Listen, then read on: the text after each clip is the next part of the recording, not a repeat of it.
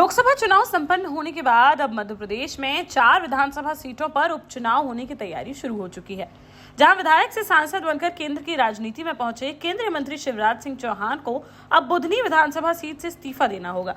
तो वहीं लोकसभा चुनाव से पहले कांग्रेस छोड़ बीजेपी में शामिल होने वाले 3 विधायकों के इस्तीफे के बाद वहां भी उपचुनाव होना तय है, जहां अमरवाड़ा सीट पर 10 जुलाई को मतदान होने की तारीख का ऐलान कर दिया गया है। दरअसल विदिशा लोकसभा सीट से 8 लाख से ज्यादा वोटों के अंतर से एक बड़ी जीत हासिल करने के बाद पूर्व सीएम शिवराज सिंह चौहान के बुधनी विधानसभा से इस्तीफा देने का रास्ता पहले ही साफ हो गया था,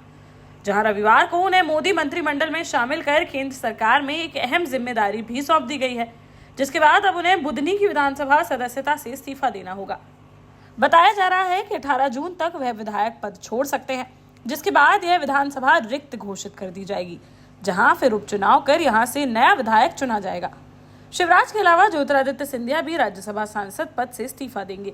इधर छिंदवाड़ा जिले की अमरवाड़ा विधानसभा सीट से कांग्रेस विधायक कमलेश प्रताप शाह चुनाव से पहले बीजेपी का दामन थाम चुके हैं, जिसके बाद उन्होंने 29 मार्च को ही विधायक पद से इस्तीफा दे दिया था, जिस पर यहाँ चुनाव की अधिसूचना जारी हो चुकी है, जिसके तहत 10 जुलाई को इस सीट पर उपचुनाव होगा।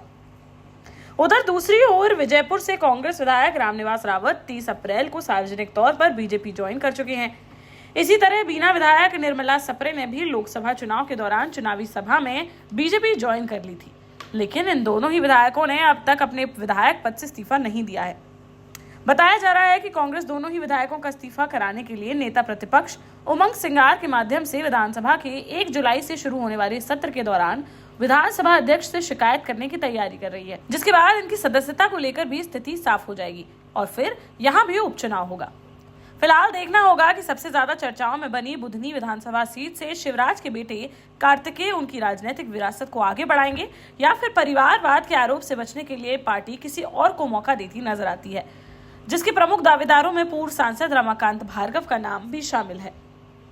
देश का जाना माना सैनफिन ग्रुप आपके लिए फिर लाया है झांसी में वास्तु के हिसाब से फ्लोर प्लान सहित एक शानदार टाउनशिप, जिसमें सुरक्षा की दृष्टि से सीसीटीवी, एक ही ग्रैंड गेट से एंट्री और एग्जिट, चौड़ी सड़कें, parking, car wash area, senior citizen and international fountain parks, swimming pool, gym, badminton, tennis आदि courts, school, hospital, shopping mart आदि कई सुविधाएं। इसीलिए तो हम झांसी में लोगों की पहली पसंद। 12 साल पहले अपने स्टार्टअप के साथ ही योग्य नेतृत्व, अनुभवी टीम और सक्षम सेंट्रलाइज और उत्तरदायी प्रबंधन के बल पर सबको घर गुणवत्ता के साथ समय पर घर की योजना के तहत सैनफिन समूह ने बहुत ही कम समय में 1500 से ज्यादा यूनिट्स को दिया है कब्जा। समय पर डिलीवरी से हमारे ग्राहकों में बड़ा है विश्वास और मिली है संतुष्टि।